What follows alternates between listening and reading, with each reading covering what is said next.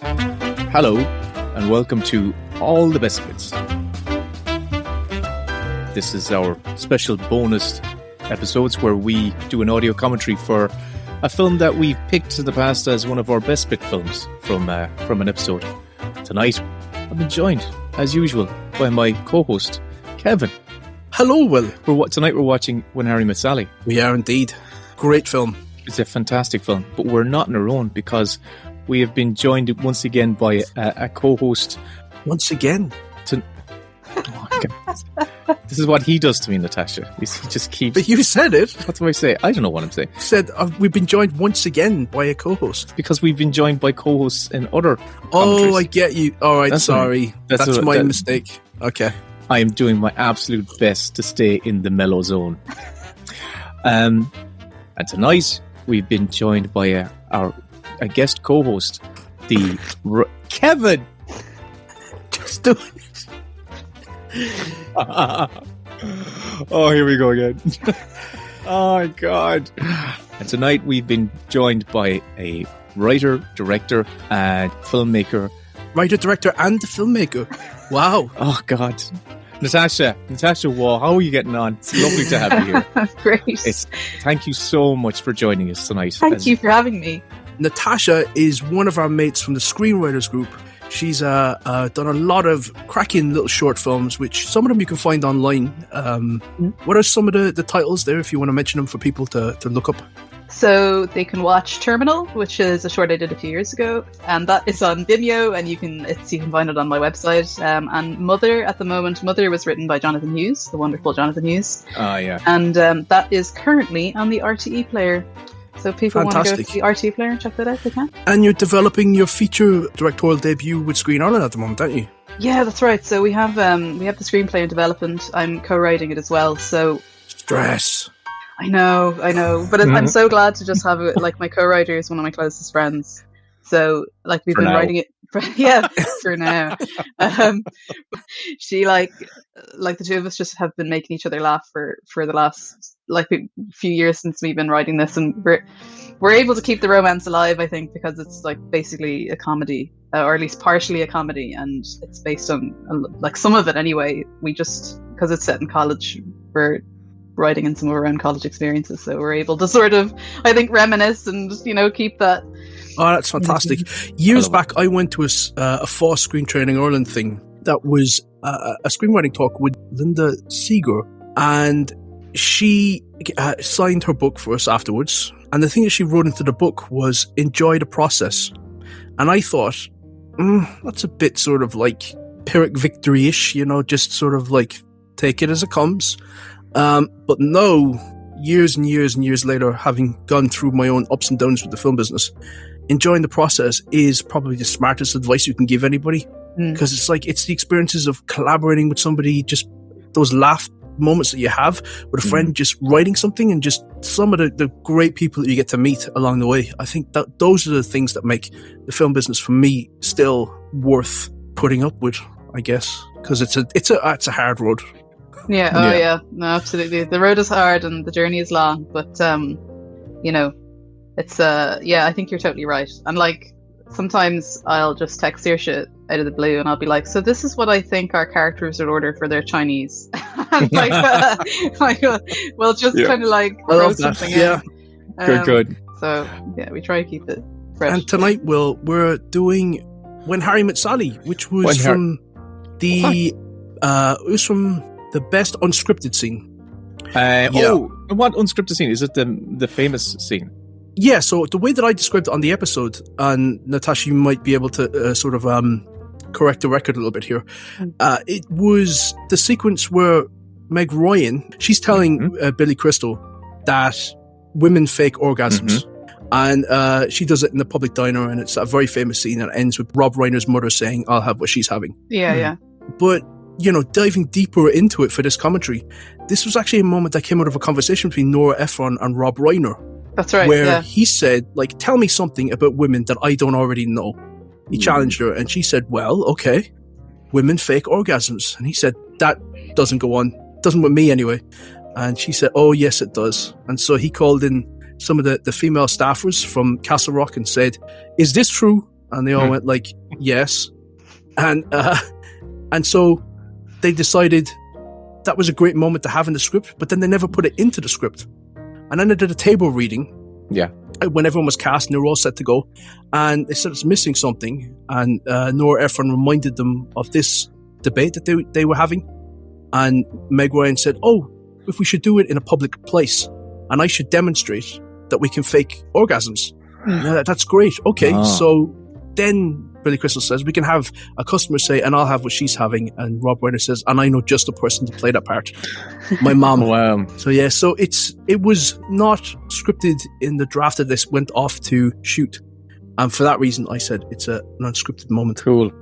I'm glad you did, because we get to do this. This is brilliant. Do. So what we're going to do is we're going to line up where Natasha, do you and Kevin, do you have your copies of the film up and running? So generally what we do is we do and to you listeners at home, you can watch this along with us, and as we've said in all our commentaries, we don't make these so that you have to watch the film along with us. This is just us hanging out and having a chit chat. We're using the film as a springboard. But what we'll do is we're starting at the very start. We're starting on a blank Good screen. place to start, unless you're Quentin Tarantino. We're all ready. We'll press play on 3. So, no, I'll count down from 3. I'll go 3, 2. My God, this is... Okay, we ready? 3, 2, 1, play. Play. Okay, mine's rolling. There's the MGM logo. Please turn down the volume. Yes, me too. So, Natasha, when did you first watch When Harry Met Sally? When's your first? When did you encounter it first? I don't remember when I last saw when I first watched it, but I remember like one of my siblings, I think one of their friends, it was like their favorite film ever. And like every time I would just kind of go over to theirs or whatever, she'd always be talking about it. And like I'd always be talking to them about movies anyway. And I was like, I've heard about the film. Yeah, I was there. Yeah. So it was kind of one of those ones I just kind of stuck on the list. And as soon as I saw it, I was just totally enraptured by it. And I watch it. I don't know how many times I've watched it, but I tend to, as a ritual, kind of definitely watch it every New Year's Eve anyway. So it's a comfort film. As a comfort film, yeah, because I really don't like New Year's Eve. I hate it. Yeah, same. Me too. Yeah. Oh my God, I hate it too. Absolutely hate it. So what I do is on New Year's Eve, I order takeaway and I watch When Harry Met Sally and I watch The Apartment. Oh, that is a great ritual. Yes. That's what I do. We could do it as well. Oh my God, we should do it as a live broadcast thing. Amazing. Yeah. I love it. That sounds like a damn good ritual. Sorry, go on, Kevin. Yeah, I was going to say, I didn't see this until it was released on DVD. So I was in college when I saw it because, I thought it was going to be a soppy romantic comedy and I didn't feel like I'm going to get much out of this. No, it's regarded as the benchmark in that genre. Mm-hmm. And yeah, it's a wonderful film. It's so juicy, like there's such great Barry Sonnenfeld. Yeah. There's such great writing in it and everything just sort of coalesced in such a great way where you feel like, yeah, this is one of those films where they got everything right. From the casting to the production design to the direction to the writing, it just all works. And it created so many knockoffs, like the rom-com genre. Okay, we're starting off with these. So we have these interviews with these older couples throughout. I'm coming into this as a person who knows nothing. Are these genuine interviews? Are these? Yeah. Or these are real. These are real. These are real couples. Because a few of them, I was thinking, this has to be scripted. This has to be scripted because they're kind of like too cutesy, But this one's lovely. I know. Yeah, it was one of the things that Rob Reiner was developing this for a few years with Nora Ephron. I think they started talking about it in 1984, and then he went off and he did Princess Bride. He did Princess Bride. Stand By Me. He did Stand By Me, and then he did Princess Bride. Mm-hmm. And he said to Nora Ephron, when I finish Princess Bride, I'm going to make this movie. And so for those 5 years, they kept developing the script over and over and over again. And he was really struggling for a way to sort of start this film and to end this film. And it was when he landed on, we should have couples who have found the one and have had love in their life to introduce us to two characters who are going to have such difficulty in sort of finding love and maintaining love. I am so with Meg Ryan right here when two people are shifting the face off each other in my company, and I'm like, just stop. This is awkward, please. TMI. Yeah, it's. You want to drive the first shift? No, you're there already. You can start. Look at those wigs. This is where they're pretending that Billy Crystal is still in college. He's 21. It never fails to astound me how much of a terrible person he is in this opening. Like, he's just endlessly shit. Like, just, it's not even, the worst of it hasn't even started. And you know what's really, really strange is that I watched the Siskel and Ebert review of this film when it came out, and they were sort of comparing it to Annie Hall and saying it's not as good as Annie Hall, but it's serviceable. But one of the things that they said to sort of compliment the film is that Billy Crystal plays such a warm-hearted, nice guy in the movie. Oh. Like, no, he doesn't. He plays a total dick. Yeah. And it was straight. The other thing that was really strange was they're interviewing Meg Ryan, and it is that typical thing of now when you look back at the sort of the casual sort of sexism that's going on. Yeah. Yeah. They're saying to Meg Ryan, "You've got lovely legs." I was talking to Billy Crystal earlier, and he said you should see her in a bikini. I'm like, oh my god, this is actually her press tour, and that's the way that they speak to him. Things have changed quite dramatically. Oh god, like Parkinson back in the day was, oh god, you know, when a female guest came on, Parkinson was just, you know. Anyway, here we have Billy Crystal. He had a real bad run with Meg Ryan, actually. Oh, with Parkinson. Meg Ryan, that's right. If you want to look at one of the most uncomfortable interviews ever, just Google or YouTube Michael Parkinson, Meg Ryan, and it's awful. Oh, do you know what? Yeah. They were actually talking about that recently on the radio. I don't know who it was. It might have been, I don't know, like Tuverty or something. And I had no idea. And they played it back. And it's something else. It's I had never heard it. But he's being pretty mean to her. He is, yeah. She is your guest. You're the one that's got to make the effort here. If she's uncomfortable, you know, put her at ease. You don't sort of double down and say, you're being quite taciturn here. Do you want to say something? It's like, that's the fastest way to make someone feel even more self-conscious and uncomfortable. Yeah, he really digs in. Like, he digs his heels in. It's quite uncomfortable to listen to as well. These are such great debates that they're having. Oh yeah. I love him eating the grapes and spitting the seeds out the window, and the first one just goes flat against the window that's still up. And a friend of mine, his granddad did that in real life, where he was coughing up phlegm, and he went, "Oh, don't!" Just hit the window, and he just used the sleeve of his coat just to smear it in. So I've already started the tone. I've already brought down the tone of this entire audio commentary by throwing that anecdote in. I love that they love Casablanca so much. Yeah, I love that that's kind of at least their common ground, is that they enjoy that movie, even if though they disagree on the ending.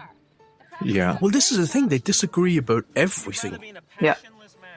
And Nora Ephron was saying that I was watching an interview with her and Rob Reiner where they were reminiscing about the film, and Rob Reiner changed his mind on the ending because he met his wife doing the movie and he fell in love.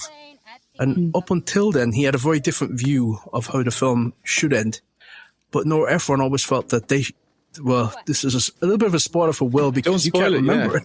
Yeah, I've watched 75% of this today and I can't remember how it ends, but go on. So don't spoil it. Okay, Nora Ephron felt that they shouldn't get together. Mm-hmm. She felt that these two people were incompatible and that it didn't ring true. But Rob Reiner was like, no, I think that these people are stuck to each other. They can't get away from each other. The universe is putting them together, and that's how it feels to me. That's the equation of it. It feels like, they're opposite, but they're just that perfect makeup of personalities that they just about complement each other and no one else. That they can just complement only each other, but anyone else, it just doesn't click. For sure. I love that bit where she walks in and yells, "I have plenty of good sex." Yeah. And then everyone just stops and looks. Yeah. Sheldon.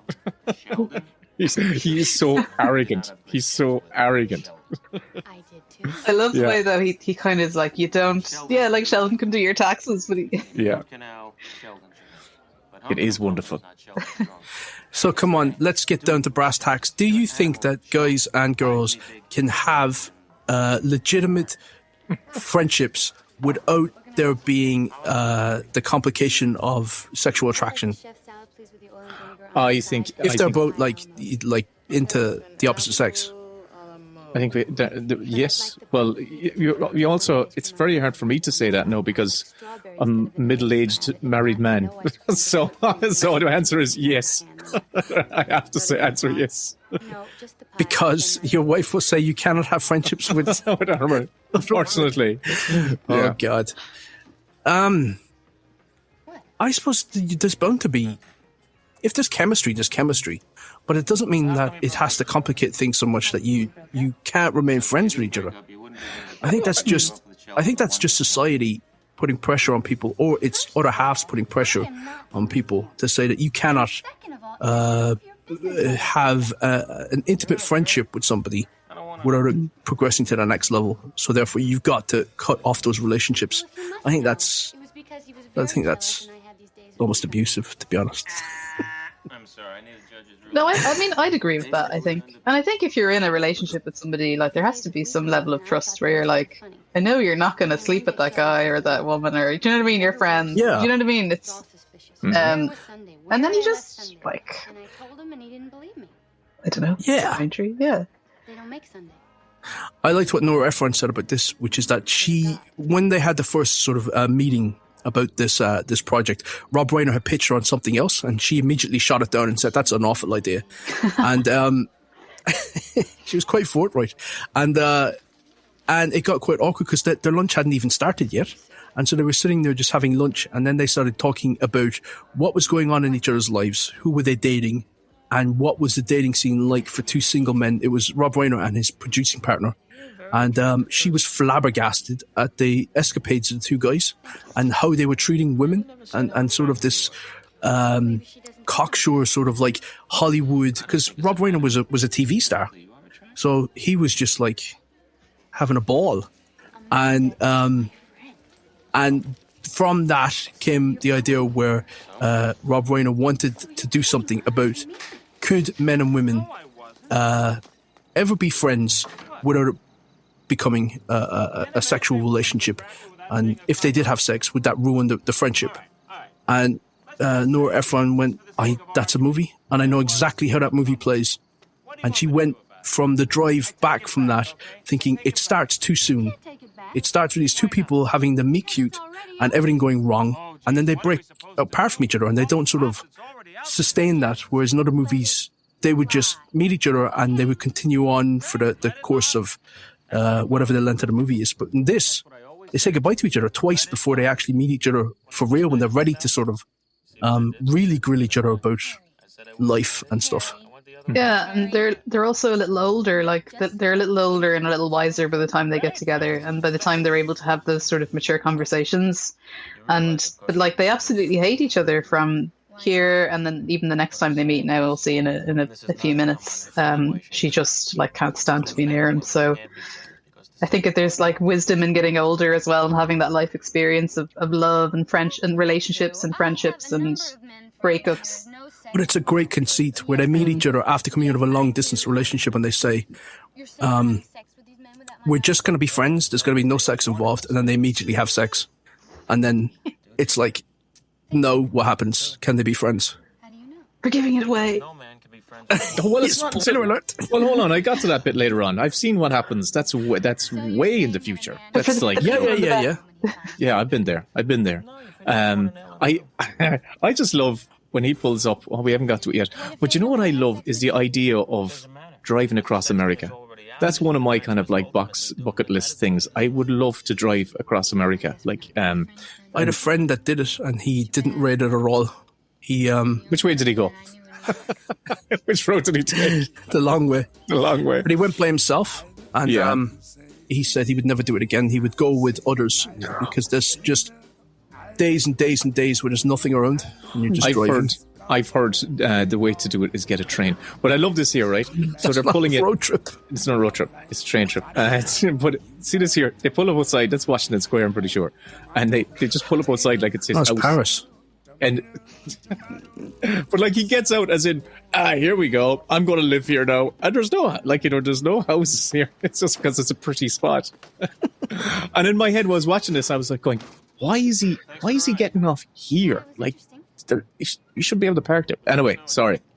Not to switch movies, but I loved that joke in the Ghostbusters reboot that they did with the female Ghostbusters, where they were going around to sort of find a location for their headquarters, and the real estate agent showed them the same firehouse from the original movie, and they were like, "Oh my god, this is amazing! This is exactly what we need." So the asking price is $32 million. Yeah. She quotes them like some exorbitant rental fee, and they're like, "We'll find somewhere else as well." Yeah. And so now we've got this. Yeah, the second couple. And I love that all the couples aren't all sweetie pie. Like, the first one is really cute and it's like, a perfect Hallmark kind of love story. And they all have their own unique kind of like little. They're all not perfect Hallmark stories of how they're in the relationship, and I like that. But it's kind of peppering reality in amongst the romance. And now we jump forward. It's 5 years, isn't it? Yeah, we don't jump forward. Yeah, and we're in the airport. Because there's a great moment where Meg Ryan is crying at the third jump, and she's like, "I'm single, and one day I'm going to be 40." Yeah. He's like, when? Oh my god! In 5 years. 5 years. 5 years. Yeah. And like she was about, I think younger than that.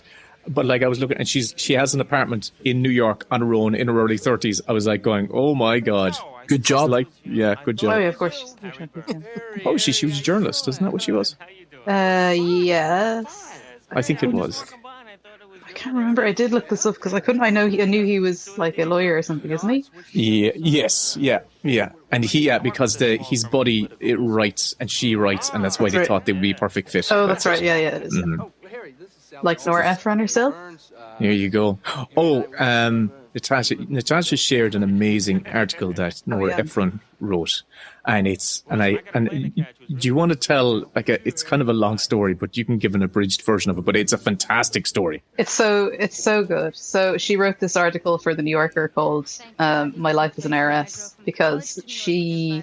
And actually, anybody who isn't familiar with Nora Ephron's writings for The New Yorker should go and check them out. Or she wrote for loads of different places, actually. So I do encourage people to look at those essays and articles and whatever. But so My Life as an Heiress. So basically, she was working on a screenplay, and she said herself and her husband were kind of a little bit hard up, but she was told basically that her father told her that basically her uncle, who they were sort of a little bit close to, but himself and her aunt didn't have any kids, but had sort of remained sort of connected to them throughout the years, and he was dying. And he said her dad rang up one day and he said, "Oh, Hal, your uncle is going to put you in the will, so he's decided to leave you his fortune with your 3 sisters. So whatever it is, it's going to be split 4 ways." So she thought, okay, fine. And so she got a call one day to say that he died. The uncle had died, and she didn't expect it to be all that much money at all. But she rang her sister Delia, who is also a writer, after he died, and said, "Prepare to be an heiress." But neither of them really thought that it would be that much.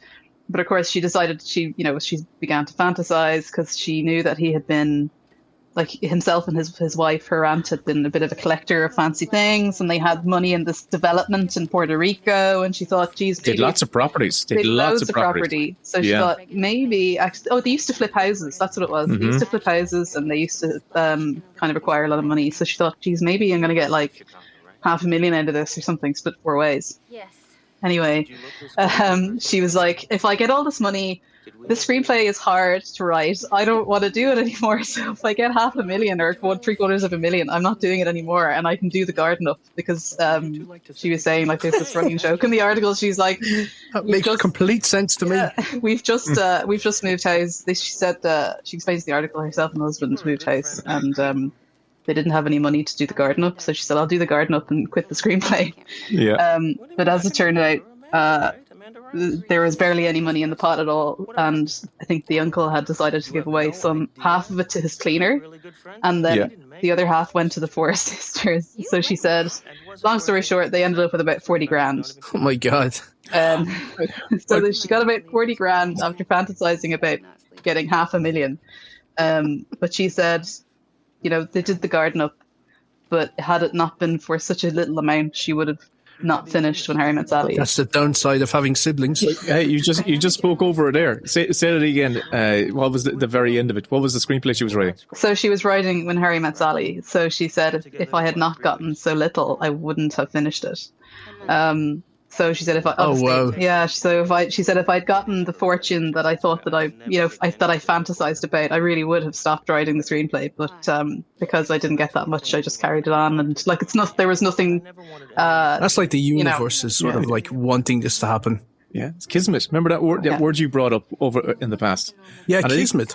They were millionaires, but one of a cousin or a nephew on the other side had sucked them into this property development in Puerto Rico. Ponzi scheme. Yeah, a Ponzi scheme. So he had actually siphoned off a lot of their money, or lost it, just basically through a bad business deal.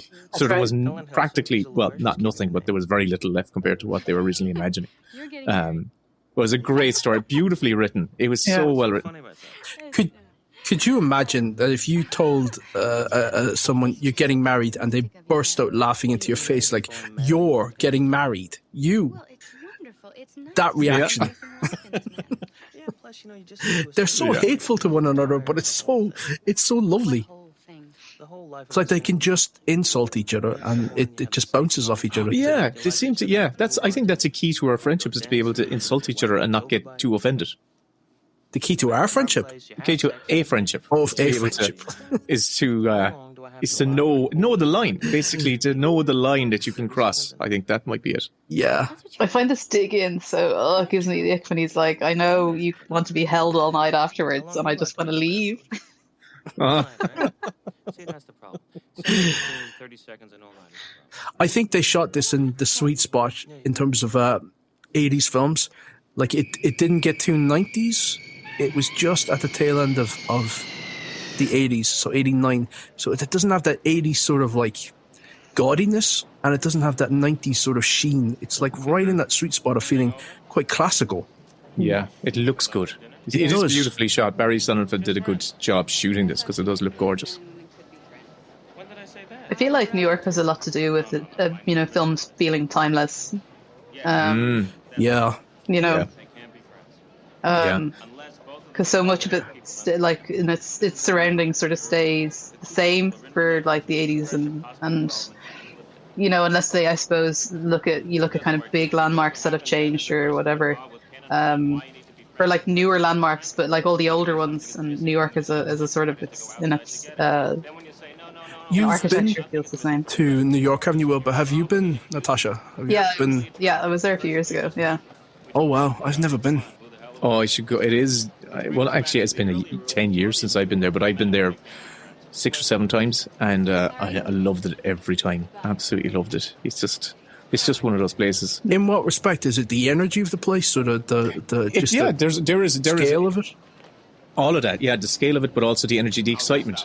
There's an excitement like that around every corner. There's something new can happen. Yeah, it's not like in LA. It's like there's a sprawl, emptiness of like, oh well, there's nothing for 10 blocks, literally nothing, just buildings for 10 blocks.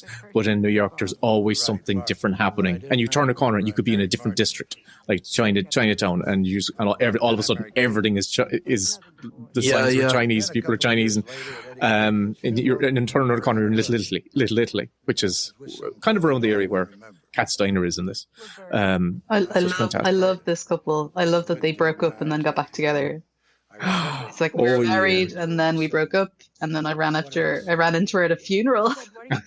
And he ditched the woman he was with. He's like, I ditched Roberta, we go for coffee. I actually feel like people have shot this.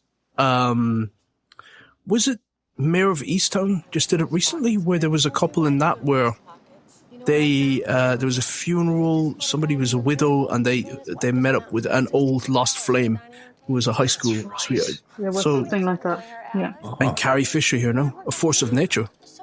She's wonderful. I always found it very strange because I did see this around the time when it did come out on VHS, and I could never resolve myself to seeing Carrie Fisher in roles that weren't Princess Leia. Yeah, I always felt that's not Princess Leia. Why is Princess Leia? Yeah, why is Princess Leia? But no, she carries Princess Leia in my head is always regal and kind of like pristine. And in this, she's I'm like going, Princess Leia doesn't talk like that. And you know what's funny for me? This is like archetypal Carrie Fisher for me. Yeah, this feels like this is more of who she was than Princess Leia. It's probably absolutely true. Yeah. Meg Ryan was saying that Carrie Fisher, for years afterwards, would still call her up, and she would always call her. She would always say, "This it's your sidekick calling," because she was the sidekick in this film. I love that she takes out the big Rolodex. I think it's funnier. I think it's funnier now that this is not in our lives. It's just such a clunky object. It's so it's so big. It's like, imagine carrying that round in my bag. That's yuppie 80s as well for you. Yeah, absolutely. The size of it is it's so impractical. Oh, that was probably like a pocket version. Like, and the other girl pulls out hers, and it's like a filing cabinet that she's been just dragging around with her on a skateboard.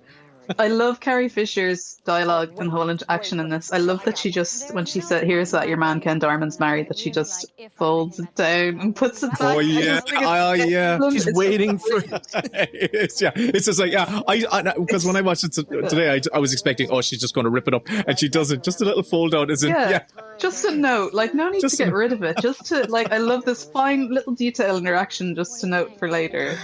It's wonderful. And you know what? One of the things that struck me about this film is in a lot of like the preceding rom-coms, as we've had so many rom-coms, what irks me about some of the mawkish rom-coms is that the central characters, everyone revolves around the central character.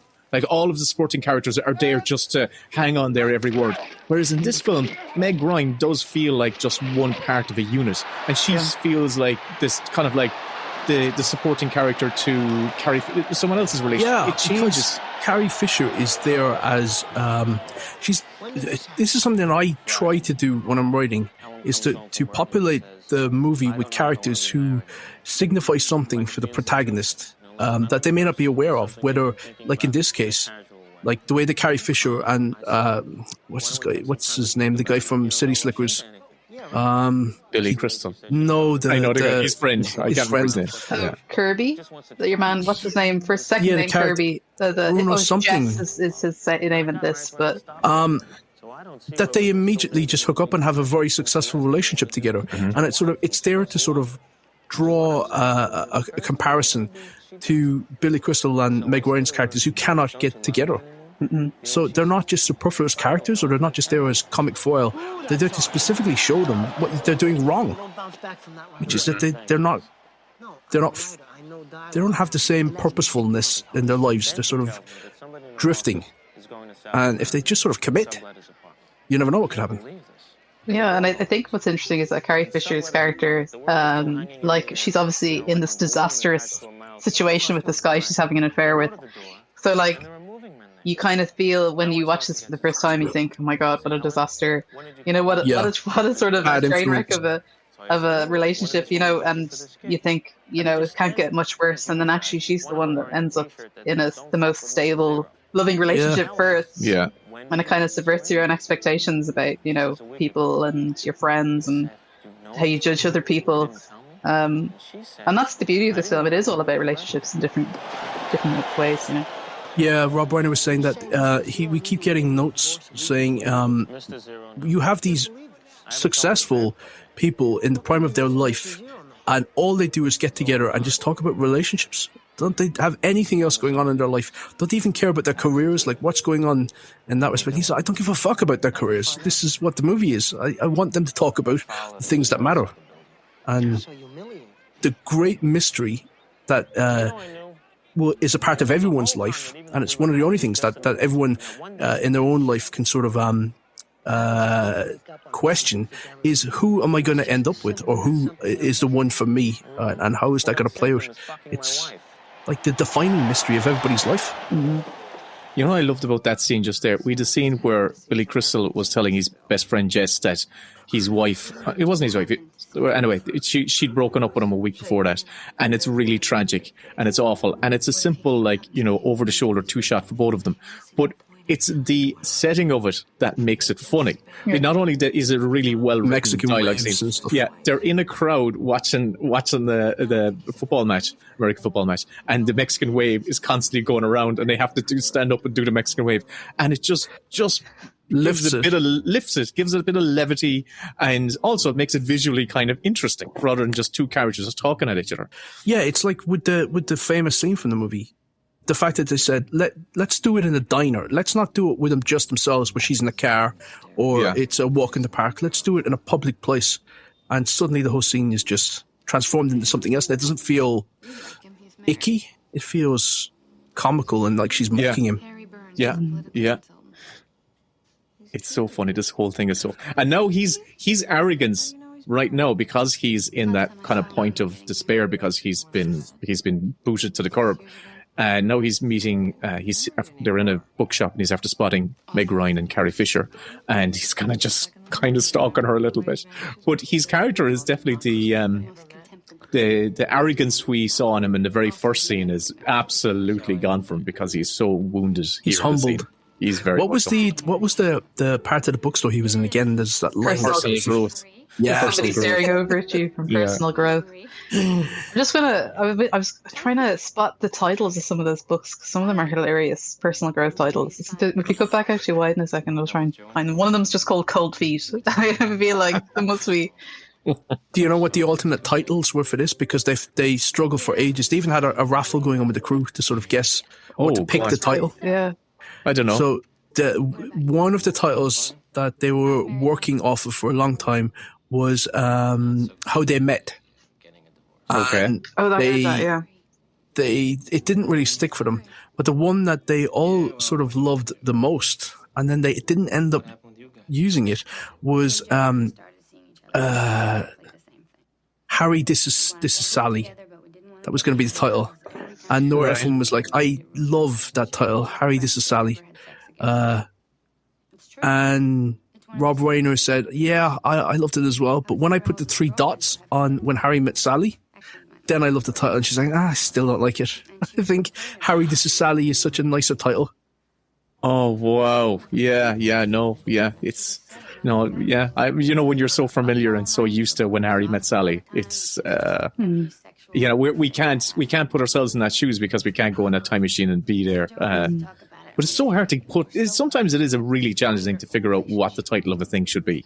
I've gone off projects because I haven't been able to nail the title. Mm-hmm. So hard. I have to say, I absolutely think this scene is brilliant. I think this shows Nora Ephron's brilliance from just playing or writing characters that are just that feel very natural, that feel very real.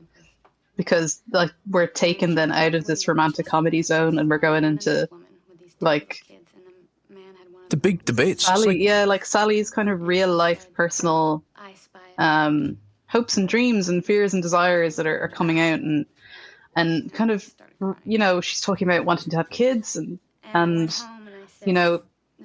talking to her friends who have kids, and her and her ex now. It's the way in which she kind of frames her relationship as being suddenly she's a real character in this moment. She's like Nora Ephron in a minute gives her incredible depth, and I love that. And I think that's what's missing from so many rom-coms is that they get so glib. They get so sort of like they sort of feel like that this is about guy meets girl and they're going to end up together. So they sort of just shy away from anything meaningful, and it just becomes pratfalls and escapades and witty repartee, and that's all it is. They don't sort of decide, let's really scratch under the surface here. Well, what I loved about this film, that I think makes it very real, is that it spans at least a decade, if not more time than a decade.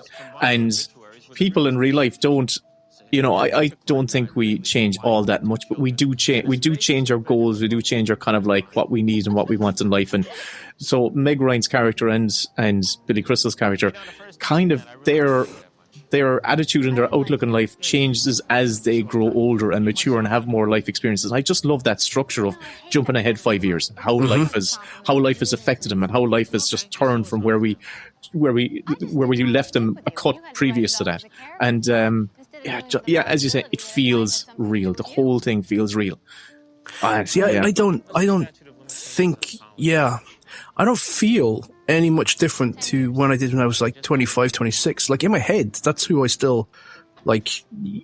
You still feel vibrant and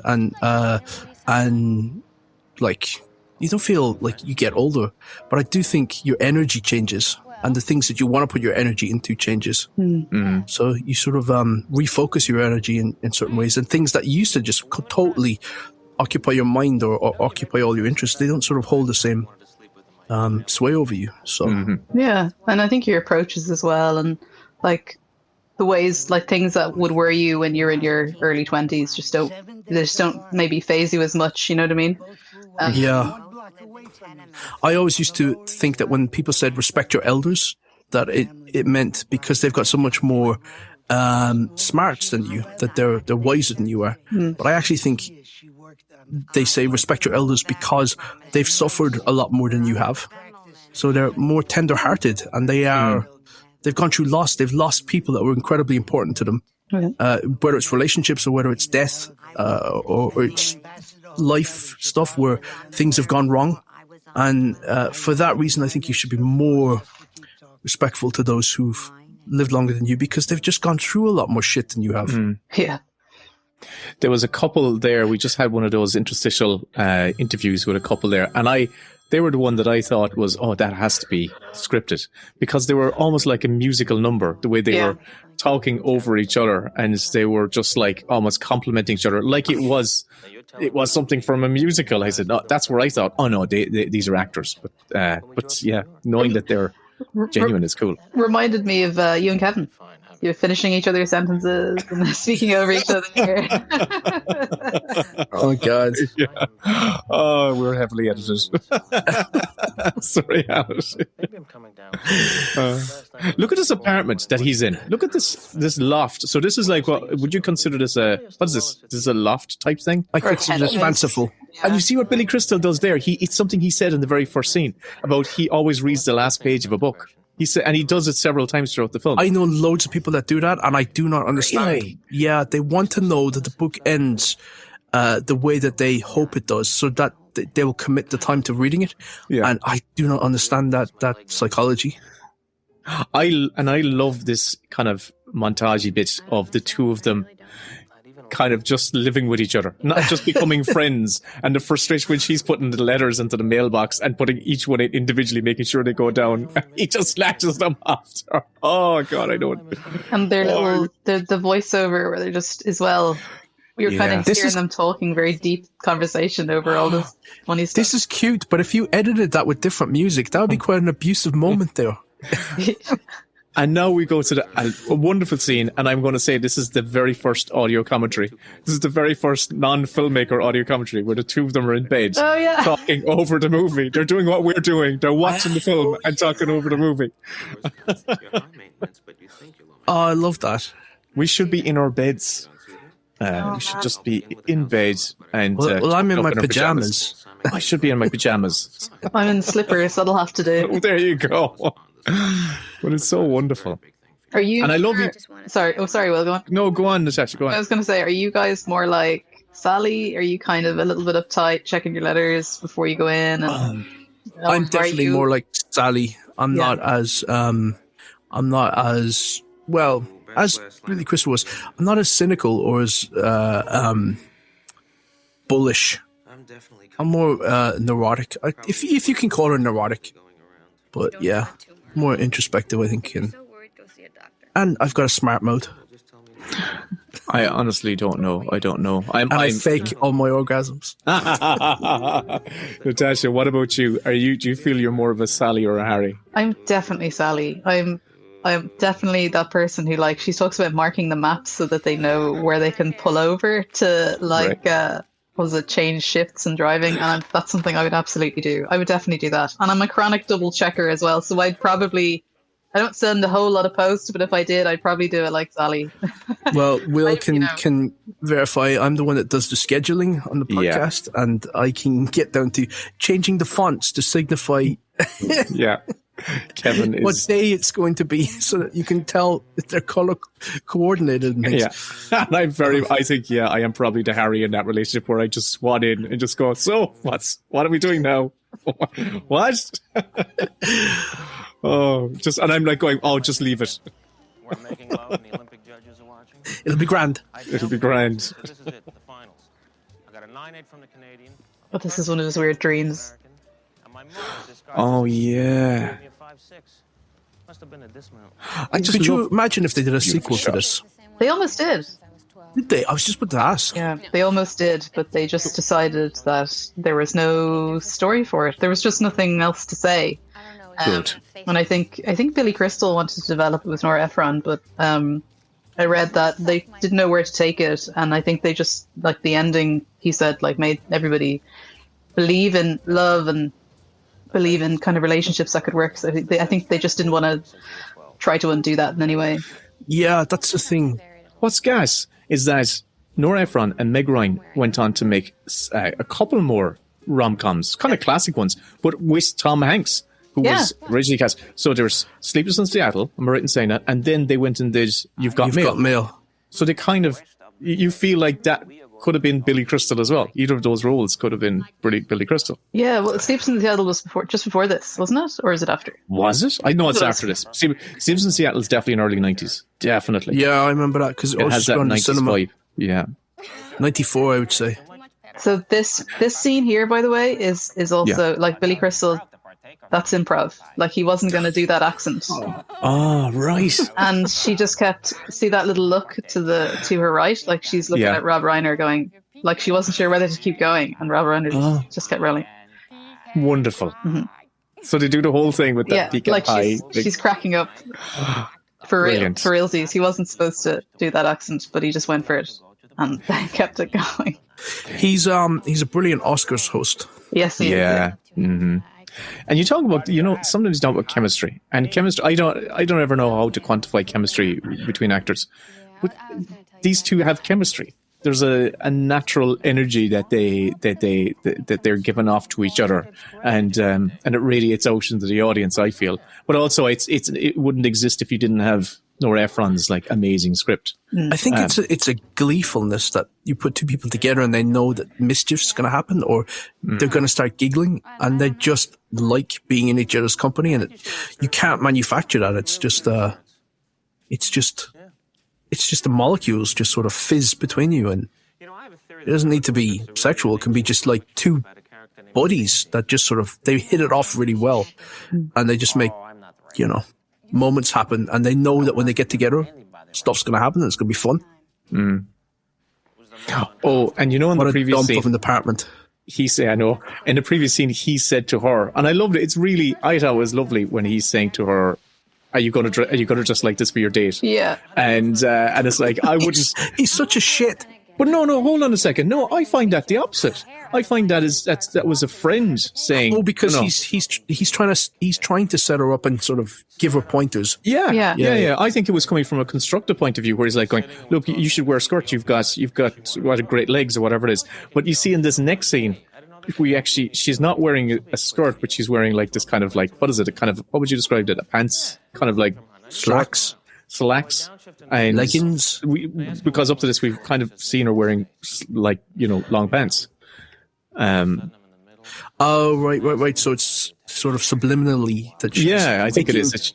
She's taken on board that thing, and she's taken on that as a compliment, as in not even like, it's not even she's trying to attract him, but it's more like, I take his advice. Yeah. There's a thing that women do, which is, I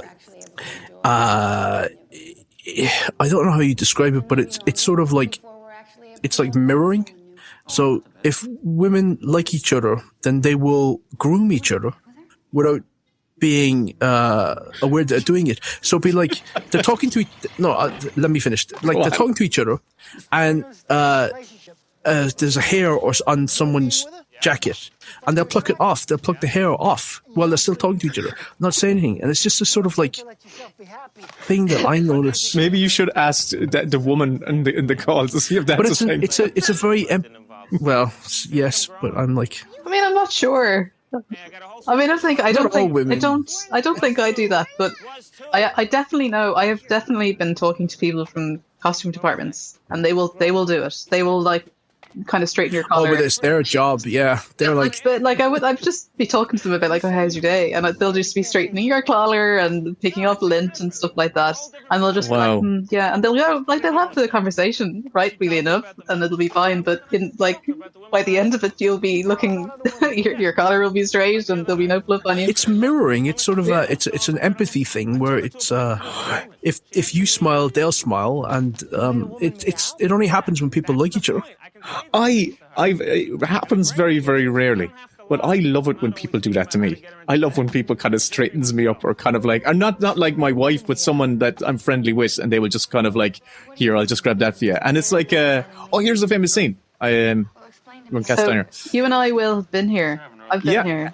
It's exactly the same. It is. It's exact. What's unusual when you go in? Yeah. What's unusual is the height of that counter. See that counter they're in? That counter is tall. It's really tall. So it's about, I would say it's definitely 5 foot high. So and then the guys who are working behind the counter, have they raised them up, or they're on just raised, the angle? They're way up. No. That's the true nature of it. So the guys working behind the counter are raised up a foot above that. So you're ordering up at these guys like way above your head, and the sandwiches are absolutely divine. It is. What sandwiches did you order? So my friend got a Reuben, and I got pastrami on rye with pickles. This all sounds like fake food to me. Whenever I hear it, it's like it's movie food. Yeah, because I didn't recognize any of the ingredients. I didn't recognize any of the ingredients, so I just went, give me a that and a that, and I just pointed at things, and I just ordered a ham menu. and cheese. Yeah. Tuna melt. They're famous for their pastrami, though. If you go on, they have an Instagram page, and it's just videos of them cutting up pastrami, which I think is quite funny. But it's just their thing. I don't even know what pastrami is. Is it like it's a cold meat? Beef. Yeah. Kind of. I think he's eating it. What's Billy Crystal's eating is probably. Do you think that might be it? Yeah, I think so. But here we go. If you are, here she goes. Yes. Oh. Okay. It's because it's the setting. It's the setting of it makes it funny.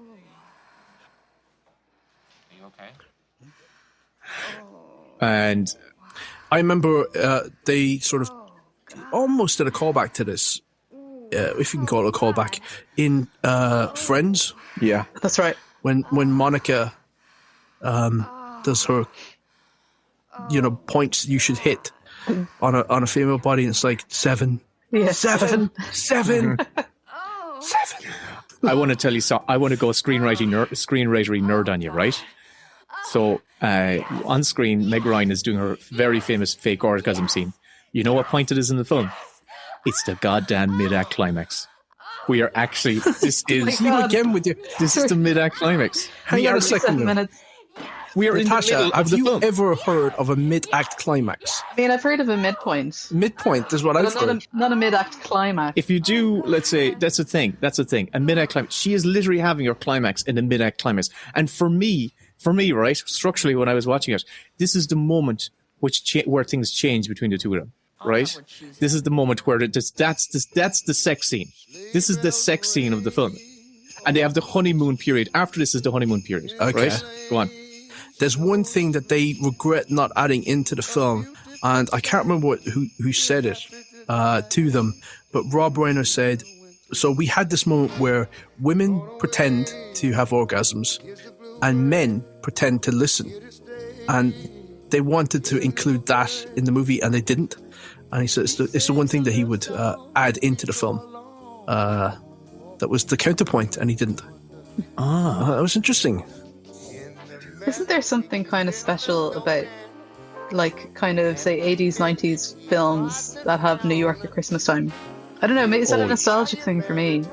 Oh, yeah. You know? No. And the music that's used as well. And the music that's used, particularly with this scene, there's something, it's got that Harry Connick Jr., it's not Harry Connick Jr., but the music.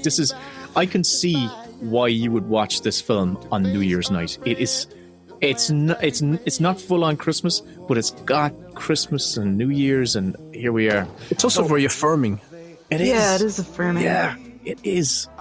And it's kind of like, it's kind of like a film for people who are feeling a little bit lost, or if you feel a little bit astray. I think it's that's everybody, though. I don't think anyone ever feels like they're not lost. I think that's just part of being human, is that you're always seeking. But sometimes you feel a little bit more astray than at other times. So if you're feeling a little bit off the beaten path, I think it's... If you're feeling isolated, I think definitely. Yeah. Oh, I really... And what's coming up here now? So we've had the Christmas, and as I'm saying, this is the honeymoon period, right? This is the honeymoon period, right? And now it was the New Year's party, and they're getting closer together, they're getting more intimate. I love how they know that the clock is ticking down, and what do they do when it's like the countdown is happening? They run. And I feel they're trying to avoid the kiss, They're avoid having to kiss. And I love that subtle shift change just as they're dancing there, when everything slows down, and they just have this moment where we see that actually there's a change in energy. The vibe is getting a little bit different now. Mm-hmm. And you know what? We're watching this without the music. We're not hearing the rat-a-tat-tat, the dialogue. You just can tell what the story is telling you through the performances. Just, it's all on the screen. It's all. And I think what I love about this film as well is that they're afraid. They're afraid of being together. I think for me it's... Because they're at one rung above rock bottom, and if this relationship also fails, it's going to really... scar both of them, and it'll ruin that friendship. Ruin that friendship as well. The risk of this of them having sex is that friendship, and it's set up when Billy Crystal talks about it in that first drive to the car. And that's what's precious about this, is their relationship together, their friendship, and their attraction is putting that at threat. And I find it's brilliant. It's brilliant storytelling. Brilliant storytelling. So now what are some other romantic comedies you like? I have one, but it's almost like the anti-rom-com. What's that? It's My Best Friend's Wedding. Oh, okay. Julia Roberts is Rupert's. Her best friend is getting married to a younger, prettier girl, Cameron Diaz, and she becomes the antagonist of the movie, and we follow her, where her goal is, I'm going to split them up, and I'm going to show him he's marrying the wrong girl. He should be marrying me. Mm-hmm. And she goes off. She realizes that Cameron Diaz's character is so charming, so lovable, so open-hearted, and she's finding herself pushed more and more into the villain role. Right. And I just love the fact that she eventually comes to realize that she's chasing him, he's chasing Cameron Diaz, and no one's chasing her, and that she's gone down the wrong path and she needs to let him go. And it ends with her on her own at his wedding and watching him go off. But she still has her best friend. And I think it's a lovely sort of like, it's a lovely character arc. And I remember being in college and I talked about the Ron Bass script, about how clever I thought it was and how sort of flying in the face and anarchic it was. And I got like laughed out of the class for sort of like saying My Best Friend's Wedding is a cracking film. But everyone's sort of like trying to be too cool for school and college, all about like Michael Mann and what have you. And I'm like, My Best Friend's Wedding is great. I love it. What about you, Natasha? Do you have any other cracking rom-coms that you adore? Yeah, I absolutely love Moonstruck with Cher and Nick Cage. Oh, that's brilliant. Yeah. Patrick Flannery and Was it? Yeah, John Patrick Flannery. From Wild Mountain Time fame. Or more Doubt, I would say. Doubt. Which is a masterpiece. Which is amazing. What other ones? I haven't seen Wild Mountain Time yet. Nor have I, but I feel like I've it's just like the trailer was enough for me. Yeah. Any other ones? Some Like It Hot, classic. Oh yeah, I love that film. I also saw. So I teach women's authorship in UCD, and we were doing silent cinema, and I watched It, which is like a silent movie from the 20s, and it's actually all on YouTube, but it's well worth a look. It's so funny and it's so sweet. It's called It, I-T. Yeah, that's all it's called. Yeah. Okay. And what's the name of the actor in it? Oh my god, it's going out of my This always happens in the countries where we... Clara Bow. Famous flapper, silent movie star. Yeah, it's kind of one of her vehicles. It's brilliant. Oh, well, I'm going to have to look that up. That's a real... What about you, Will? Oh, Jesus.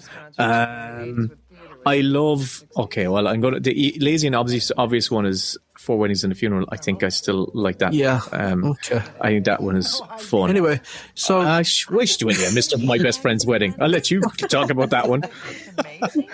More recent ones. I'm just trying to think of a more recent one. I remember really enjoying Crazy Stupid Love, the one with Steve Carell and... the life coach, Ryan Gosling. Yeah, that's a great one. Mm-hmm. When they're good... When you get them right, they're amazing. They're the best type of films. But there are so many pale imitations or pale attempts and shoddy attempts at it. But when they're done well like this, when they have fantastic. A good conceit, because as I was saying, they are like, if you script them like a mystery, where are these people going to end up together? And they're learning about each other and sort of the twists and turns of who that person is, and that's not what you expected. And do you still like that person? Then it gets really fun and interesting. I love this scene because they've done a double date where they're getting Carrie Fisher on a date with his friend, with Billy Crystal's friend. They have zero in common. And they both have this conversation where Carrie Fisher pulls Meg Ryan aside and says, well, what about your buddy Jess? And she says, oh, fine, but like not right now, think about Billy Crystal. And Billy Crystal's having the exact same conversation with Jess to say, what about Carrie Fisher? And he says, absolutely fine, but like wait a week because I'm worried about Meg Ryan. And he says, absolutely. And then wait for it. Yeah, here we go. It's probably the second biggest laugh in the movie. It's brilliant. Yeah, they're both just like, within seconds of promising. I think I'll get a cab. I'll go with you. Absolutely promise. Yeah. Can you go? Both of them seconds away from promising their best friends that they wouldn't go away with the other. They're gone. And I love that because so true to life, though. It's so true to life. And you know what? This whole sequence there was about Billy Crystal and Meg Ryan trying to set up other people to create their being kind of assistants to their love story. Yeah. And I just think I love this film. It's just so sharp. Like it really lands its gags. Do you know what I mean? That's it. Yeah. It's one of those few films and rare films where you could sit down and read the screenplay and it would be just as enjoyable. Mm-hmm. Like you could just nice rainy day, a nice cup of tea, and just start reading the script, and it would just wash over you because it's so elegantly put together. I think I have it actually saved on my iPad. I will share it to the group later. Oh, yeah. 4 months later, another time jump. Yeah. Sharper image. Oh, and the information that's happened is that from the two of them, their buddies getting into the car together, now, we're just 4 months later, they're getting married. Oh, God. And it's great how they just jump over it. It's like, now we're getting the wedding presents for the two of them. 4 months. Too soon. If any of my friends after 4 months, so they got engaged after 3 months. If any of my friends got engaged after 3 months, I would be like going, sorry, 18 Would you actually say something to them? Oh, yeah, I would say 18 months. You would? Oh, yeah. Because I've lived a life. And and I'm just telling you, 18 months, you don't know, after 3 months, you don't know someone yet. Yeah, my mum has an expression which is, come and live with me and I'll tell you who you are. There you go. Yeah. 3 months isn't long enough. That's a season. You need all the seasons of a person. You don't know. Yeah. You could be great in summer, but by God, you wouldn't want to be around you in winter. So That's true, actually. You want to see the person through it all the seasons. I don't like wintertime. I get very I don't have seasonal affective disorder, sad, but I do feel I sort of go into hibernation mode. I don't feel as productive. I can't write as much. I think I said it on a different podcast. I need the sunshine. I need the long days. I need the optimism, I think, that comes with the sun. The sort of early nights, I just feel it's too much. It's too much darkness. I agree. I love longer days in summer. I do feel like it just literally just feels like there's more time in the day to do everything you need, including rest, work and rest. Yeah. You know, it feels like, you know, even though it's still 24 hours, it still feels like the day is just cut. You know, your working day, you're talking about being more or less productive. I totally hear that, you know, absolutely. Creeps in then. I also think we need a 3-day weekend. I think it's like that'd be lovely. You just need a day to do absolutely nothing to recover from the days we've tried to cram everything in that you couldn't do during the weekdays. You just need that extra day for. There's a joke coming up here. Billy Crystal is after encountering his ex-wife, and he's devastated, and Meg Ryan is just like kind of trying to comfort him. But there's a joke here that I love about her legs. He says her legs look heavy. She must be retaining water, and she goes, "Believe me, that woman saved everything." It's just, I love that. Brilliant writing. The scene coming up where he has an explosion at Jess and Carrie Fisher's house. Yeah. Is incredible. Like his explosion is just brilliant. Like their coffee table, they're ugly. Look at it. It's. Do you want to die, Natasha? Embarrassing. When I first looked at it, I went, oh, that's kind of cool. Yeah. Well, that's a very 80s thing as well, like glass coffee tables. Oh yeah. But I love how Sally knows how to navigate him in this moment. In a tender, she's not fighting against him. She's being compassionate to him feeling like shit. And I just love the way she gently allows him to have this moment of complete lunacy almost, you know, because she understands what he's going through. It's almost reductive to call it a rom-com because it is a proper romance. Yeah. It's just about two people just romancing each other, slowly but surely. But the romance is the danger. The romance is the threat. That's the thing. It's the romance is the bomb. Yeah, the relationship was what's precious, and the romance and the sexual tension is the thing. Is the bomb, as you just said, the bomb that could just blow it up. My God, it's great. Right now, everything is great. There's also just this house porn vibe to these Nora Ephron movies where you just feel like, I want to live in their houses. I want to watch their movies because I just want to see what their kitchens are like and their beach houses and nice sweaters. And you know, we were talking about it the last night. We did other commentaries, and when you do a commentary for a film with the audio down, it kind of strips the film back. It exposes them. It exposes the film back. It really does. And like we've watched a few films now that really just we felt disengaged by and lost with. And I was afraid with this film that I would, because it's so dialogue heavy, that I would kind of be disconnected. But I'm with them. I'm engaged. I'm still with this, even though I don't hear any music, I don't hear the actors performing, but I know visually, the visual storytelling is working. This next line is my favourite line in the entire film. About the wagon. Once they get the divorce, and she's like, I'll never want that coffee table. I'll never want it. Yeah. But she says it like she delivers it in such a soft, like, reassuring tone. I will never want that coffee table. It's okay. It's going to be okay.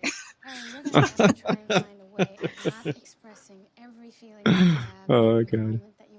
But in America as well, it was growing up in the 90s, like, you know, because we all grew up in Ireland, where marriage was something that you were nailed into for life. But over in America, it was just like, I was married, I'm divorced, and we're divorced. You know, it was so casual. I was the only kid in my class from a broken home. Wow. Divorced parents. divorced parents. My mom couldn't even tell people she was divorced. She had to tell them she was separated because divorce was still illegal until the mid-90s. It's ridiculous. It was really bizarre. But I remember a school teacher, a substitute teacher, getting us all to draw our families. Take out a pencil and paper and just while away some time, draw your family, draw your house. And I called her over, I whispered to her, I said, it's just me and my mum, are we a family? Oh God. And she said, oh God. Yes, you are. But I was embarrassed because everyone was drawing, this is my mom, this is my dad, this is my brother, this is my dog, this is my house. Like none of those things. Oh so God. It's like, I was like genuinely confused as a child. I was like, "Does family? Is that what we are? Is that fit?" Well, that's heartbreaking. Oh well, that was what the church brought in, you know. Yeah, enforcing that sort of because a lot of those people in my class, they were in abusive family homes. Yeah. Parents still together. But parents still together, but they're rowing every night, and things were flying. Don't say a word. There goes the coffee table. There goes the coffee table. Didn't last long. This scene is also improv. Apparently, I read that earlier. So this is the Pictionary scene. Oh right, Yeah. Okay. And she's dating. So Billy Crystal has a new girlfriend, and she's dating someone new as well. Yeah. Okay. So this is all improvised. Well, Rob Reiner apparently just said, they're playing Pictionary, just do whatever you need to do. Maybe Baby Fishmouth was in there, or maybe Baby Talk was. Baby Fishmouth. But I think he just got, it was something like, just do whatever you need to do. I think her drawing was something like that I read earlier. Exorcist Baby. Baby Fishmouth is great. What a weird thing to come out with. Baby Fishmouth.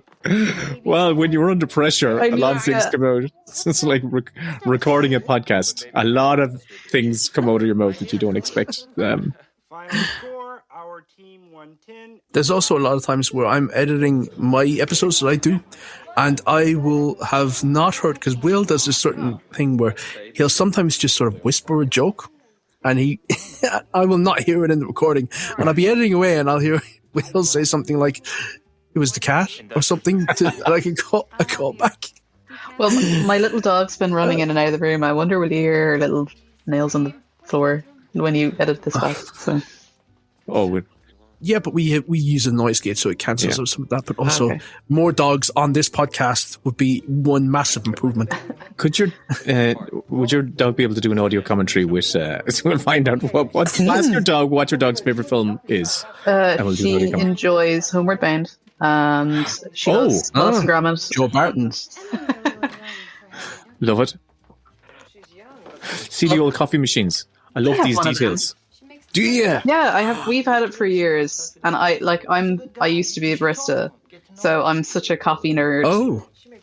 But this, like, of all the pieces of coffee equipment I have, these old ones are still like the best coffee machines. They're just when I was an intern in LA, I had to make the coffee.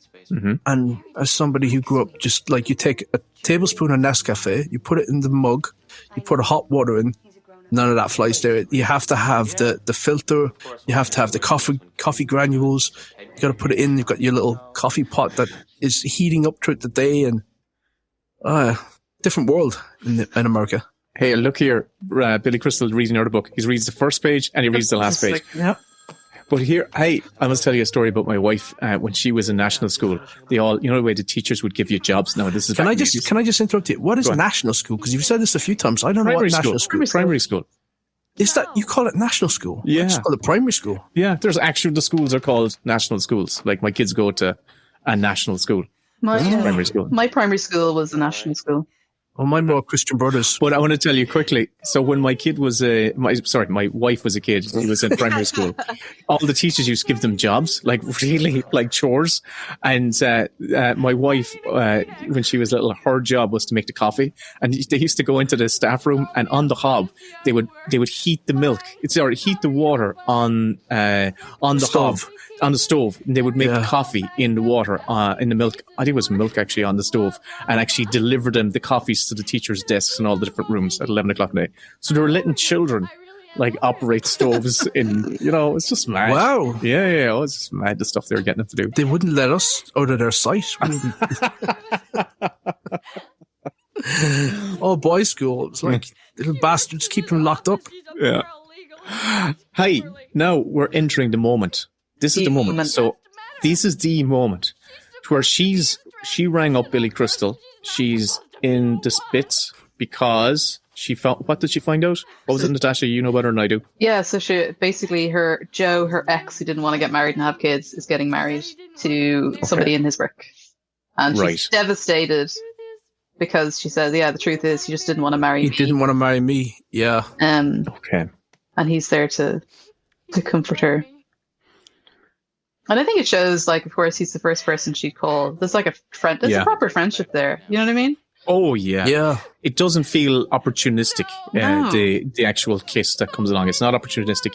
He's genuinely there trying to But the interesting thing is, although the debate between the characters is, can friends, can you be friends with someone you're attracted to and not ruin it by having sex?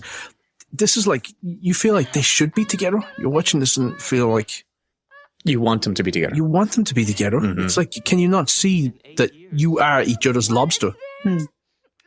You are each other's lobster. Is this Danny Hall reference, was it? No, Friends. Oh, right. Okay. He's her lobster. Oh, yeah. Lobsters hook together. Oh, really good. Now, we're coming up to the point in the film in which I actually stopped watching. So it was after the scene, Just couldn't stand it anymore. Just sobbing. It's breaking my heart. I just said, I was shocked that I got to see as much as I did, but I wanted to keep going. I was really invested in it. There we go.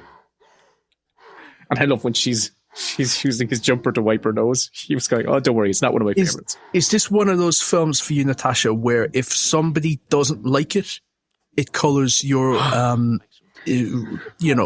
irrationally colors your feeling towards them? Where it's like, oh, you've actually betrayed me a little bit by disliking that film.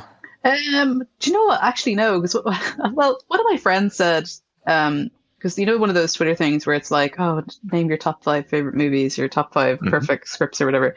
And of course, I definitely put this one. I was like, absolutely love this one.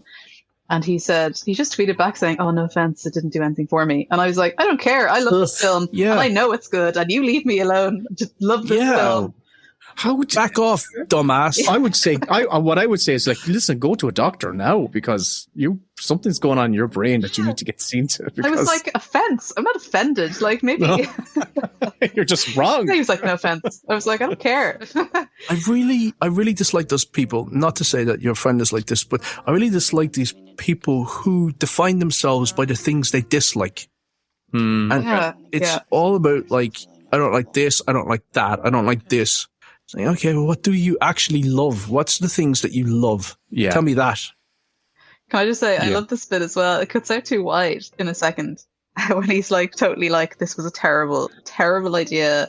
The friendship's over. And look, he's like 1 foot on the floor, ready to scarp her at a moment's notice. That's so true. He's not making himself comfortable. It's so true. It's so true. Oh, and this is another thing. The first time when I see her, she went to the fridge and pulled out a bottle of water. And I remember seeing that and just going, why is she getting the water out of the fridge? What's wrong with the bloody tap? It was just an alien concept to me. I remember that it was like Evian as well. I was like, well, that's fancy. Evian water. Oh, Rolodex. And you know what? This is in a bad movie, right? In a bad rom-com, he would have gone through her Rolodex and that would have been the information where he went, what? Joe is, or someone has your Rolodex, and they would have just blown up. It's like, that's you had a pro and con list about me? Yeah. Exactly. And it's like, and that's not what happens. He's just going, oh, you just, whatever, organize your videotapes.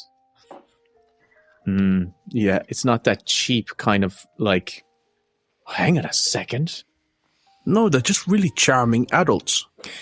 Do you know her bedsheet cover, her linen or her sheets? They remind me of those Chinese teapots and the kind of blue. Oh yeah. Blue China, whatever it's called. Yeah. Billy Crystal just so does not. He's just going, That's another thing that I've noticed. The beds in, we watched some whodunits recently, and there was the Manhattan Murder Mystery. And Diane Keaton's bed, they had a sort of a back to the bed that was a shelf. I was like, that's so bizarre that you're with a sharp sleeping. edge. Yeah. It's like you're sleeping in a at least camper van. The one there is a similar kind of like setup, but at least it's kind of wicker. The material is wicker. You're not going to, crack open your skull if you. So what I love about this, so Billy Crystal, they woke up in the morning, she's reached across, Billy Crystal's gone, he's getting dressed, and he's going, I got work to do, I got to go. And I think what's going on in his head is that for him, and it's already been openly expressed in the film, and between the two of them, is that sex is something he does with someone he doesn't love. Whereas for her, she's always wanted to have sex with someone she does love. And it's the exact, so it means two totally different, the act means two totally different reading things. On it. Yeah, it's two totally different things. It's tragic because they both have a different relationship with it. And they both know it's not the same thing. And that's why it's getting all messed up. Yeah. And I love this now. We've gone back to that. Carrie Fisher and Jess in bed, and they both call them at the same time. Brilliant stuff. They got the little wipes going on like Star Wars. Ah, yeah. Oh, yeah. She probably insisted on it, Carrie. It's like two wrongs make a right. Both of them are not to bum you out, both of them are dead. What? Yeah. Carrie Fisher is dead? No, she's dead. God. Jess is dead. No way. Yes, he died of cancer. Not long after City Slickers. No way. Oh. Yeah. Definitely bumped out. Thanks, Kevin. Yeah. Just brought up. The end of it now. You don't. I don't want to watch the rest You don't of really it. see Billy Crystal or Meg Ryan in much anymore. No, you don't actually. No. I'm actually thinking that recently, that Meg Ryan just had it like so much out and did so much, and then she doesn't really do a whole lot at all anymore. I don't think. This almost became an albatross around her neck, though, because she became sort of the rom-com leading lady, where it was her genre. Yeah. Right. Like a Meg Ryan movie. It was that line in Scream, wasn't it, where she just wanted to be in a Meg Ryan movie. Sure, she did, like when she did You Got Mail after this, and I suppose it's like not totally dissimilar as a role at all. Yeah. Which is actually a film that a lot of people don't like, but I really love it. But That's I love charming. Ephron, so I think it's a remake of Shop Around the Corner with Jimmy Stewart. Did she? Did Nora Ephron do that Julia and Julia film as well? Yeah, with she Meryl did that. Streep. Mm-hmm. Yeah, I loved the Meryl Streep sections and Stanley. Did Nora Ephron do I Love Trouble? No. That Who was that? might have been. Oh God, no! I'm getting mixed up with the Pelican Brief. I was going to say Richard Donner, but it's not. I always think in this scene, every time this scene plays out, I'm like, those salads look so plain and shit. I don't know why it fits every time I see this scene, and it fits through my head. And they go out for dinner and they have such nice meals, and like food was so important to Nora Ephron as an individual, and like it just looks like two plain plates of leaves with nothing on it. It was Nancy Myers did I Love Trouble. Oh, okay. It's so nice when you can sit with someone and not have. I'm now in the zone. I'm in uncharted territory here for me now. Look at the two of them speed walking. Oh God! Oh my God! Billy Crystal looks the funniest. He looks all out of proportion. His form is excellent, I'm sure. Yeah. Oh God! Those hips, my God! Like his shorts. You'll throw your back out. Oh, here we go. Yeah, New York just looks like so class. Oh, you have to go, Kevin. And what the great thing about it is that you have to make a point of going to Cat's Diner, because it's one of those few things that. Is it expensive? Yes. No, it's just. Is it? Well, I remember paying like $15 or $20 for the sandwich. Oh yeah, well, for one sandwich. Yeah, I suppose 10 years ago it was probably 10 years. But no, the sandwich, you could eat half of it as a meal, and you could take the other half home and eat it for another meal. Like I will say, it's a big sandwich. Kevin, They do love their big portions. I will link you to the Katz's Deli Instagram page, because you'll see that the size of the sandwich, the portions in Katz's are incredible. My God. Like they're enormous. Yeah. The thing that I didn't like about food in LA was that everything was sweetened. Oh, yeah. Yeah, it was like you you'd be in a bar and you'd order fries, and curly fries would come out, and they would be just like they'd been dipped in syrup. It's like, what is going on? Why would you? Everything was so sweetened. Sure, they're like. So now, Oh, sorry. Go on. go on, Natasha. No. Let's go back to the movie. Yeah, I'm tracking the film now because I'm like, okay. So now Carrie Fisher and Jess are getting married, right? Yeah. Okay, and the Billy Crystal and Meg Ryan are Best man and maid of honor. there. You go. And I don't know how this is going to go, lads.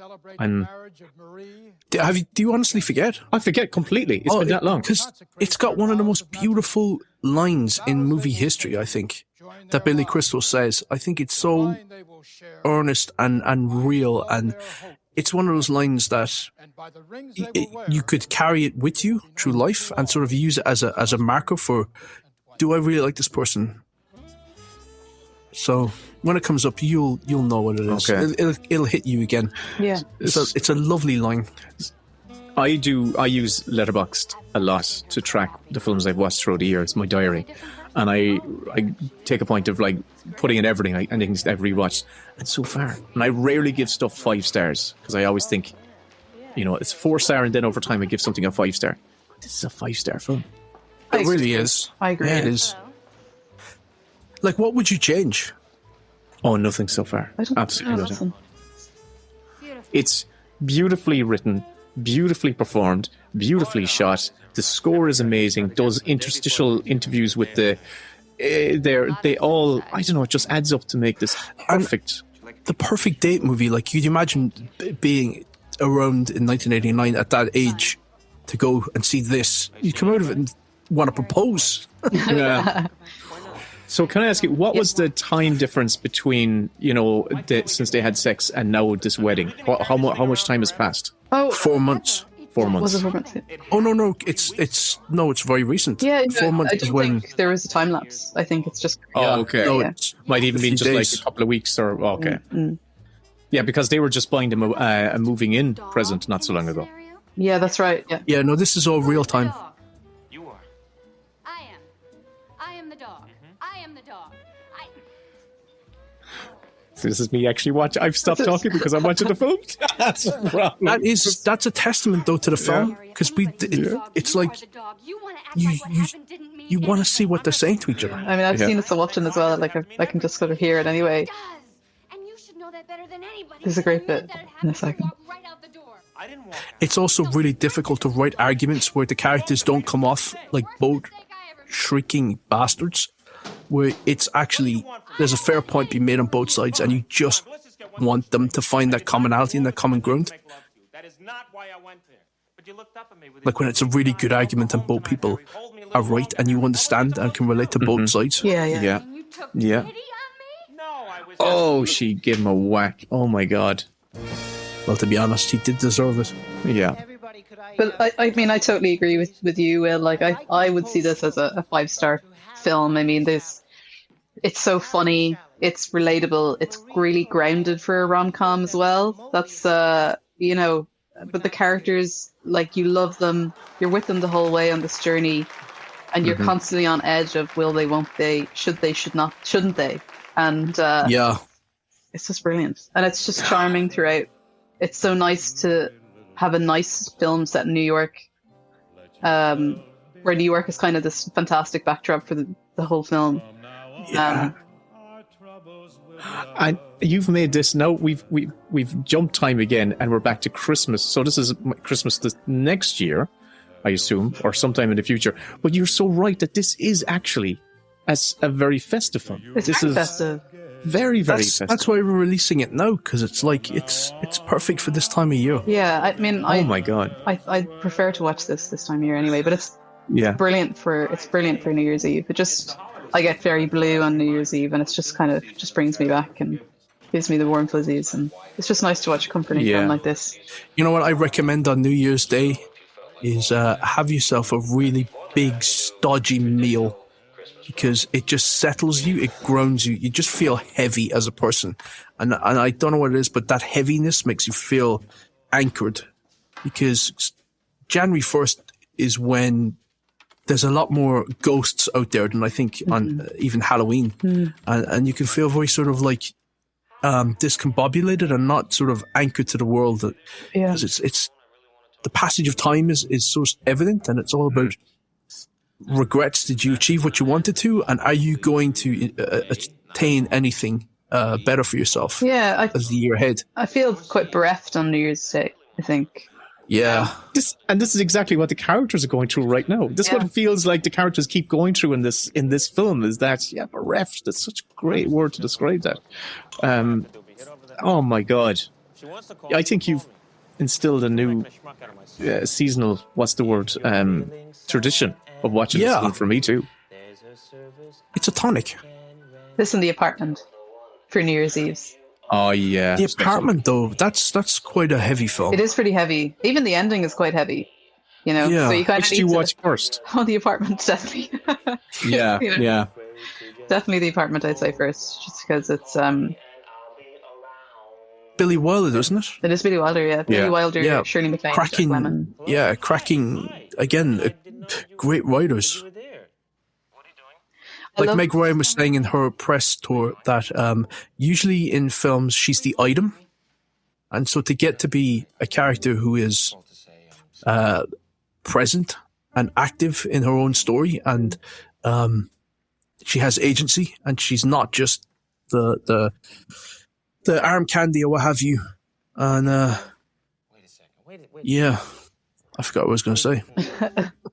I was going to say, I love how, like, it's such a different tone in their conversation here. Like, she can hear how hurt she is. And I love I'm not your consolation prize.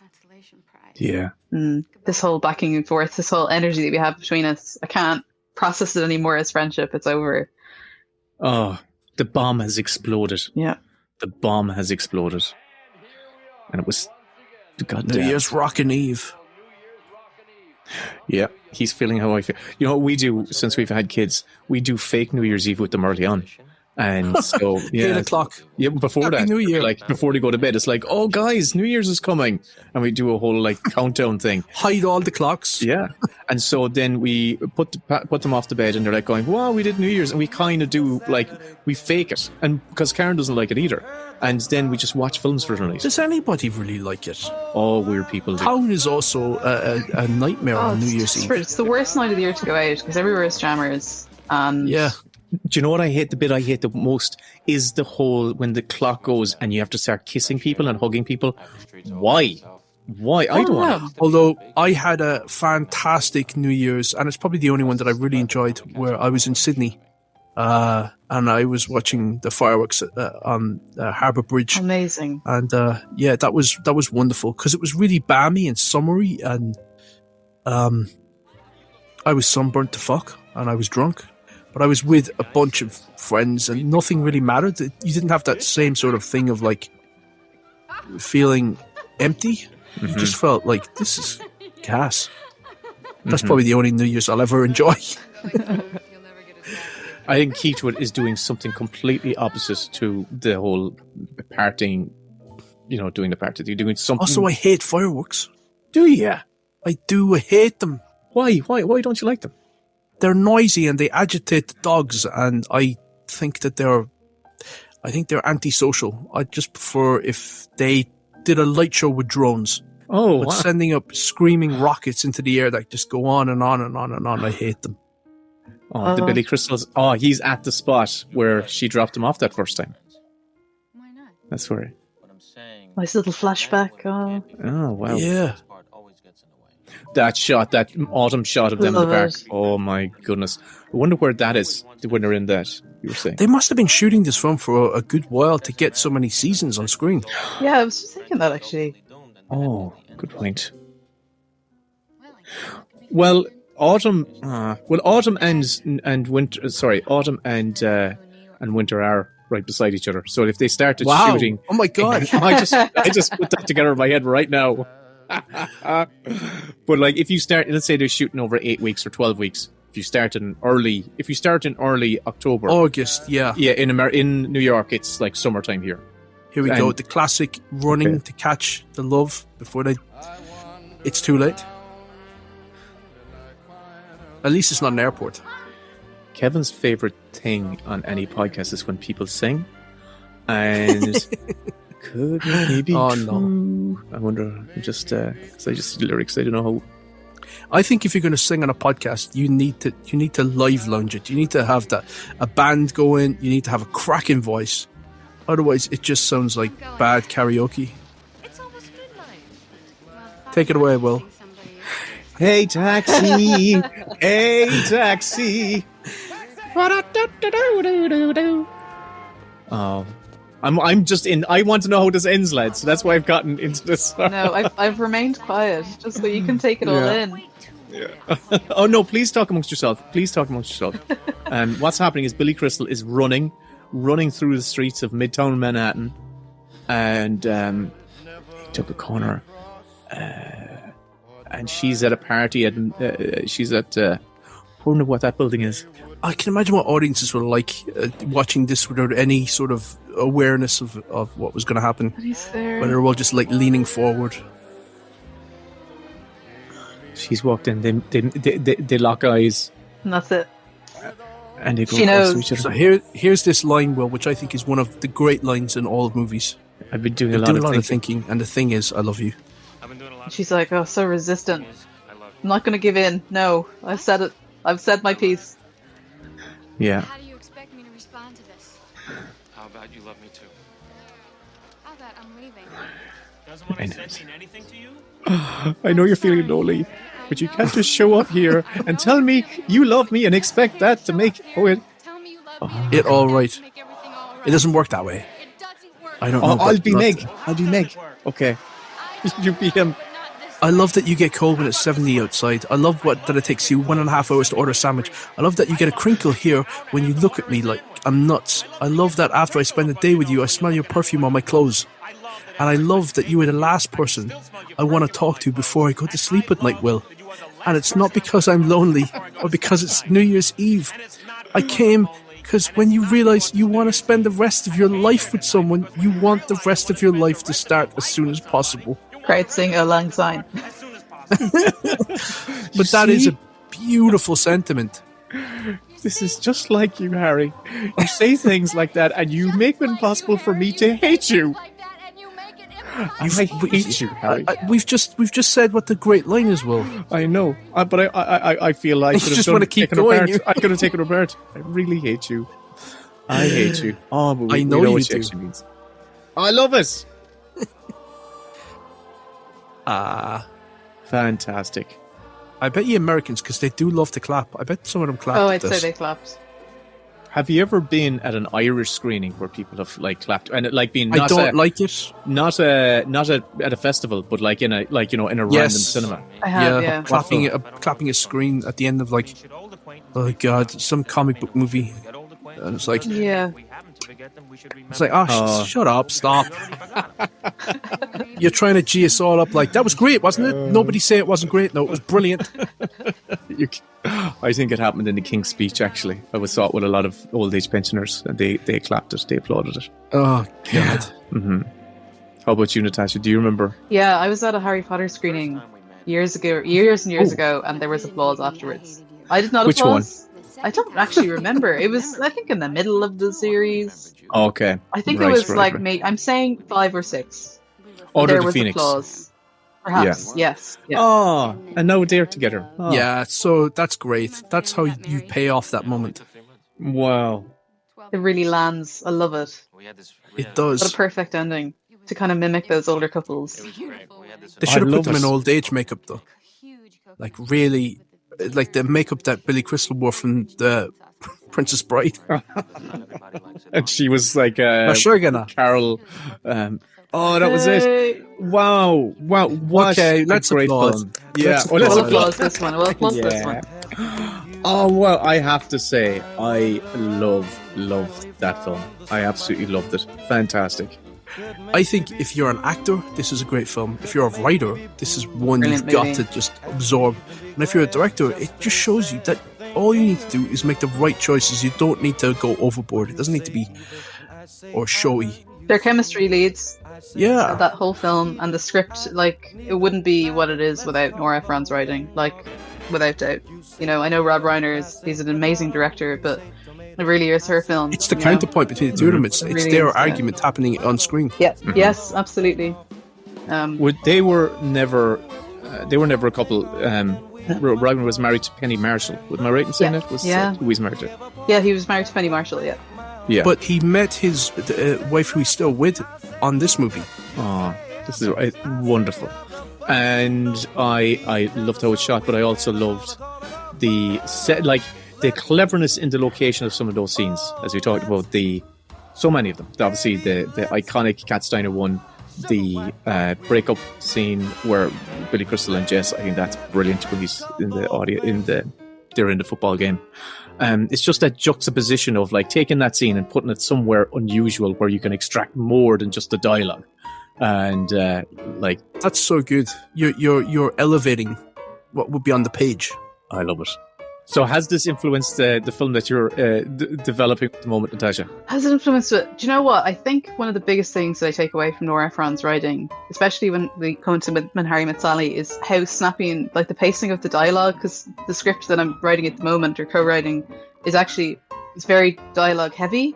So I mean, for us, it's kind of like keeping that fast-paced wit and that chemistry alive, and that within the conversation between the two characters that feels real and genuine and relatable, and feels like something that you would say to that person as opposed to dialogue that feels written. Does that make sense? Yeah, it does. Absolutely. Yeah, absolutely. It's like, I think it was John August said that a great dialogue is what you would have said in a moment if you gave yourself a few moments to think before you spoke. Yeah. But yeah, because I think that everyone can write screenplays. They might not be able to write them well, but if you've ever been in an argument and you come away from it feeling like, I wish I'd said that.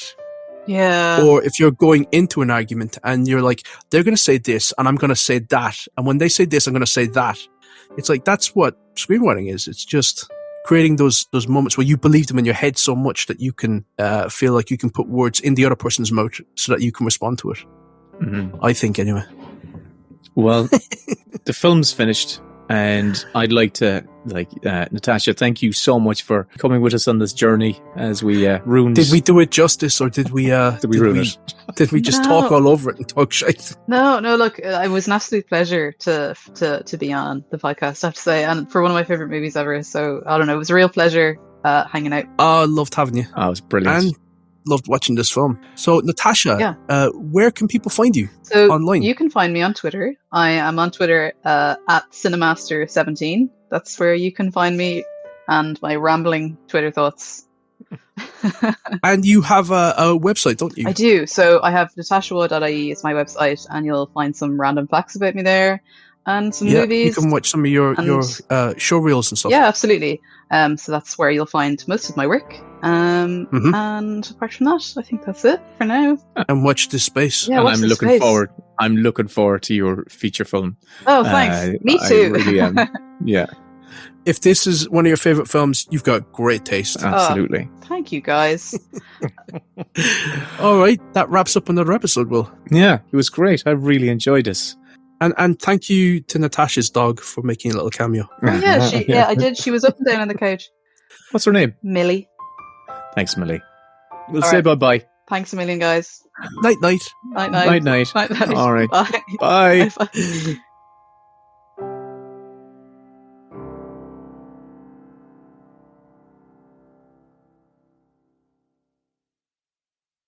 And here is a clip from the lad's latest Mini Bits bonus show. The full episode, plus 80 more, are available on their Patreon. See ya, Mossy. I gotta go in and record another one of these fucking Mini Bits. Oh, yes, this is all it is. I know.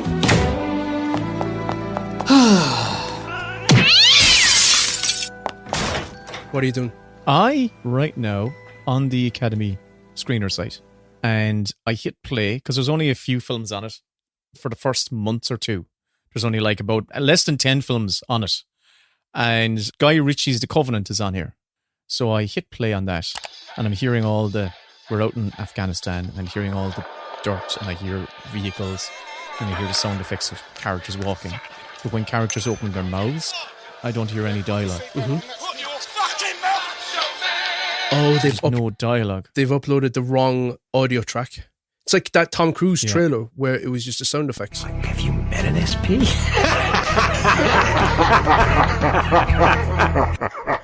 Yeah, and this film's been up on the screen site for a few weeks now, and they still have the wrong one here. Well, I tell you what films are actually up there for all Academy members to see, and to see what they've put up there. But first of all, let's just throw to our theme. And I have to say, the feedback from my thank you ballad it was quite fierce. The power of Christ compels you. So I asked Mossy, who is a friend of my dad's at the quiz, sing us a theme tune. Oh. So over to Mossy. Hit the cards. I'm fine, I'll get it done in one take.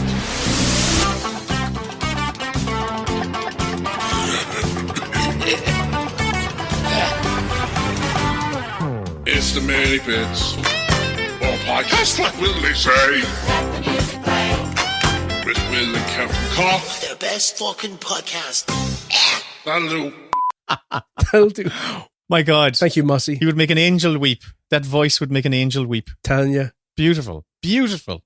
Boolabus. It only cost us 2 months Patreon money, so, you know. Is that all? Money well spent in my eyes. Yeah. I mean, you can't get much for €20.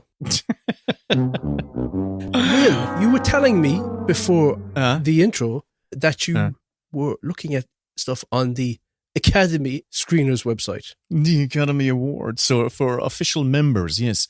So they don't send out DVDs anymore. So how you do all your streaming stuff is all via the Academy website.